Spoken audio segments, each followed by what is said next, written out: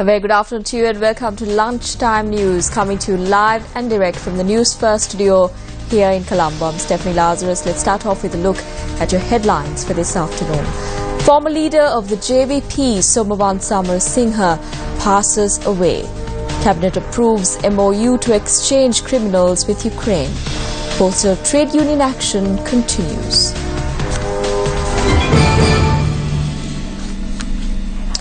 Now on to those stories in detail. Former leader of the Janatha Vimukti Peramuna Somavan Singha passed away this morning. He was 73 years old at the time of his death. Somavan Singha was an individual who stands out in the revolutionary political movement of Sri Lanka. Together with the founder of the JVP, Rohana Vijayveera, Somavan Singha made many sacrifices on behalf of the party. During the 1988-1989 period, when the top leaders of the JVP were being assassinated, Somavan fled the country in secret and reformed the JVP from overseas. Somavan Singha dedicated himself to help the JVP transition from a revolutionary movement to a mainstream political party and eventually gain parliamentary representation. In February 2014, he left the JVP, handing the reins over to Anurukumara Dissanayake and began his own political movement. On to one of our headline-making stories now. Cabinet approval has been granted for the signing of an agreement with Ukraine on the exchange of criminals. The Memorandum of Understanding between Sri Lanka and Ukraine, granting the opportunity for us to request the government of Ukraine to deport those who engaged in illegal activities and sought protection in Ukraine. The Cabinet approved the proposal put forward by President Maithripala Sirisena in the capacity of the Minister of Defence. It is the policy of the present government to increase female representation in the political process by at least 25%.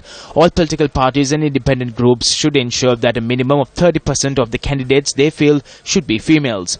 Cabinet granted approval to make the necessary amendments to the Provincial Councils Act and debate it before Parliament.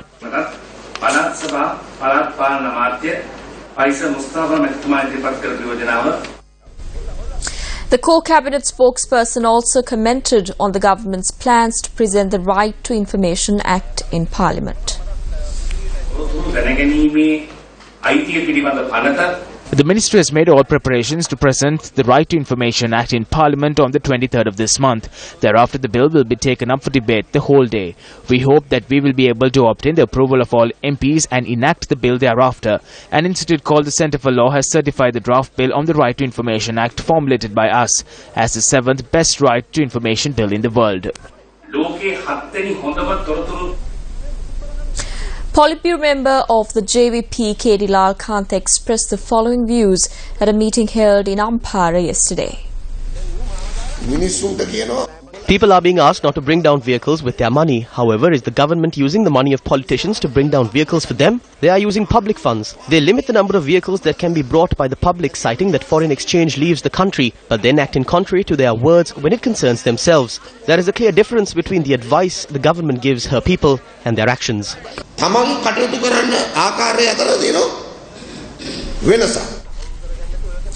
The Teachers and Principals Trade Union Collective organised a media briefing yesterday. The union expressed views on their salary anomalies. For a long period of time, teachers have been receiving low wages. Through the 2006 circular, the position of teachers was downgraded from the executive class to the secondary class. The 2016/3 circular cemented this. This is great injustice done to graduate teachers. These deformities must be rectified. The present government as well as the past governments did the same thing. This is not a political issue. This is an issue where teachers have been unjustly treated.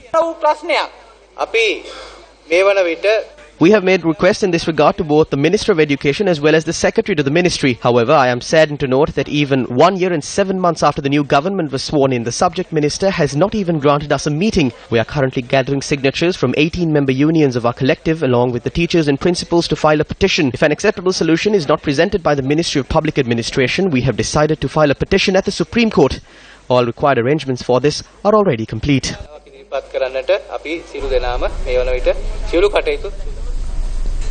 The Department of Meteorology meanwhile forecasts high wind speeds in the southern seas over the next 2 days. Strong winds at times can be expected over the southern and deep and shallow sea areas. Naval and fishing communities are requested to be vigilant in this regard. Several spells of shower will occur in the sea area of the coast extending from Colombo to Batikloa, Bol and Hambantota. Light showers are likely in the sea area of the coast extending from Mana to Colombo, where winds will be southwesterly and speed will be 40 to 50 kilometers per hour. The deep and shallow sea area extending from Gol to Potuville, where Hambantota can be very rough at times, as the wind speed can strengthen up to 65 kilometers per hour. The sea area extending from Putlam to Trincomalee, Mana and Kankasanturi can be rough at times, as the wind speed can increase up to 60 kilometers per hour. Due to the trade union action launched by postal workers, the number of letters that have been backlogged at the Centre Mail Exchange has been on the rise. Essential documentation that needs to be distributed around the country is among the backlogged letters and parcels at the Central Mail Exchange. Trade union action could also affect the distribution of essential documents for the ordinary level examinations. 22 postal unions have come together for this trade union action. Over 1 million letters have been stacked only within the Central Mail Exchange.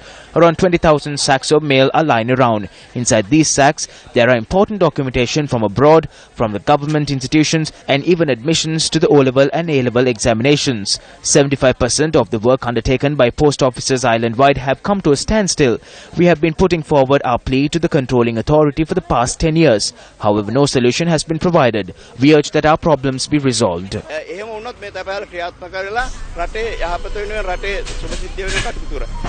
That's a wrap of Lunchtime News. Remember, to stay ahead, you need to stay close to News First. For that, you simply need to log on to our website, www.newsfirst.lk. And if you want to keep a closer tab of the stories followed here at News First, you can follow our Twitter handle at newsfirst_EN. I'm Stephanie Lazarus. Your latest news update will come your way at 1:55.